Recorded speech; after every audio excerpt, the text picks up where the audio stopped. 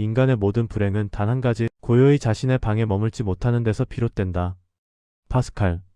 많은 사람이 고독을 외로움과 동일시하며 피해야 할 감정으로 여깁니다. 그런데 고독과 외로움은 엄연히 달라요.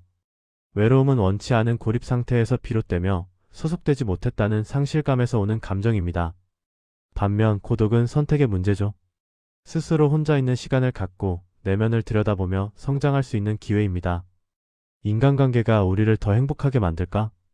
파스칼은 저서 팡세에서 인간의 모든 불행은 단 한 가지, 고요히 자신의 방에 머물지 못하는 데서 비롯된다 고 성찰했습니다. 그는 인간이 외부 자극 없이 스스로와 마주하는 걸 어려워한다고 봤죠. 깊은 사유와 내적 성찰은 혼자 있는 시간에서 비롯됩니다.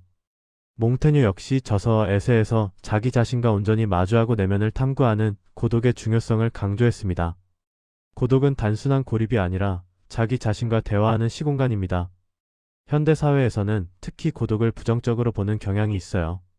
끊임없이 연결되고 사람들과 소통해야 한다는 압박을 받죠. SNS, 메신저, 이메일 등으로 언제 어디서나 타인과 접촉할 수 있는 시대입니다. 그래서 우리가 더 행복해졌을까요? 하버드 의과대학의 성인 발달 연구와 같은 장기간의 연구들은 관계의 양보다는 질이 행복과 건강에 중요한 영향을 끼친다는 사실을 시사합니다. 또 소셜 앤 퍼스널 릴레이션십과 같은 학술지의 연구들은 디지털 연결성이 반드시 외로움을 줄여주는 것은 아니며 때로는 피상적인 관계 속에서 오히려 외로움이 증폭될 수도 있음을 보여줍니다. 수많은 관계가 곧 내면의 충만함을 보장하는 건 아니라는 뜻이죠. 오히려 혼자 있는 시간을 잘 활용하여 내면을 돌보는 사람이 더 정서적 안정감을 느끼며 관계의 질도 높아진다는 연구 결과들도 있습니다. 고독의 가치는 창의성과도 연결됩니다. 미국의 시인이자 작가인 마야 안젤로는 고독 속에서 깊은 영감을 얻어 작품을 창작했다고 해요. 그는 매일 아침 호텔방에서 홀로 글을 쓰며 내면의 목소리를 탐구했고 이러한 고독의 시간이 걸작을 탄생시켰죠. 미국의 창의력 연구 저널이나 창의적 행동 저널에 실린 연구들은 고독이 창의적 사고 과정에 긍정적인 역할을 할 수 있음을 시사합니다. 방해받지 않는 혼자만의 시간이 깊이 있는 사고와 새로운 연결을 가능하게 하기 때문이죠. 고독은 자기 성찰과 내적 성장의 기회가 됩니다. 우리는 살아가면서 수많은 고민과 마주합니다.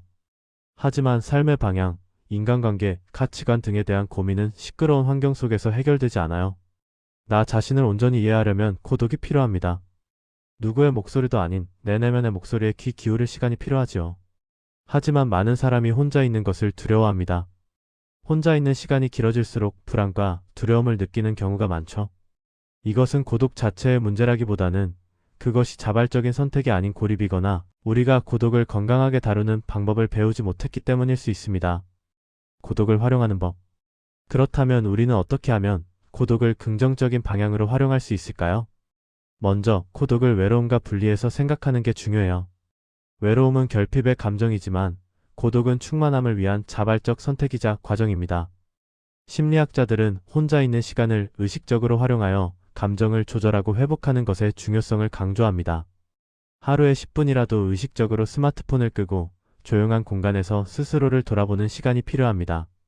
고독의 시간을 즐기는 법을 배우는 것도 중요합니다. 음악을 듣거나 산책하거나 차 한 잔을 마시며 사색하는 것. 단순하지만 이런 순간들이 우리의 내면을 더 깊이 있게 만들어줍니다.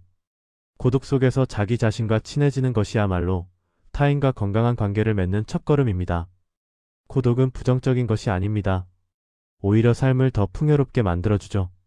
혼자 있는 시간을 피하는 대신 그것을 기회로 삼아보세요. 깊이 있는 삶은 고독을 기꺼이 받아들이는 태도에서 시작됩니다.